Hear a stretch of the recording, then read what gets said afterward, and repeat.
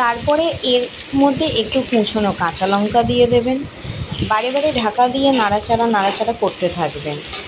একবারে এটাকে অফ করে দেবেন না নাড়াচাড়া, তাহলে তলা লেগে যাওয়ার সম্ভাবনা থাকতে পারে, কারণ একটুকুও যেহেতু এতে জল পড়ে না।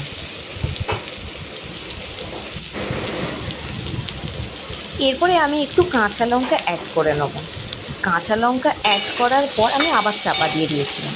চাপাটাকে খুলে বারে বারে নাড়তে হবে, নইলে তোমার নিচে তলা লাগার স্বাদটা, তলা লেগে গেলে পুরো খারাপ হয়ে যাবে। আর বারে বারে যেহেতু জল পড়ে না, ওই জন্য নাড়াচাড়া করতে লাগবে। এরপরে আমি একটু স্বাদ মতো নুন অ্যাড করে নেব। আমি পিঙ্ক সল্ট ব্যবহার করি বাড়িতে, তাই আমি পিঙ্ক দিয়েছি, তোমরা। এরপরে একটু স্বাদ মতো নুন দিয়ে দেবেন। আপনারা এটা মোটামুটি আপনাদের স্বাদের অনুপাত অনুযায়ী দেবেন। আমাকে আমার স্বাদ অনুসারে এইটুকুনি মনে হলো দেওয়া উচিত। এরপরে কিছু বেল পেপার আমি কেটে রেখেছিলাম, আর ক্যাপসিকাম। এইভাবেও আপনারা কাটতে পারেন, অন্যভাবেও কাটতে পারেন। আমার এইভাবে ভালো লাগে কাটতে, কারণ আমার মনে হয় কাটার ওপরেই, এটা আমার ভুল ধারণাও হতে পারে, একটা টেস্ট নির্ভর করে। বারবার ঢাকা হোয়াইট সল্টও দিতে পারো।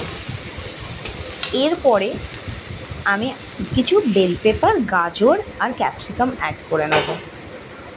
আমি এইভাবে কাটি, কারণ আমার মনে হয় স্বাদ, রান্নার কাটার উপরেও কিছুটা স্বাদ নির্ভর করে।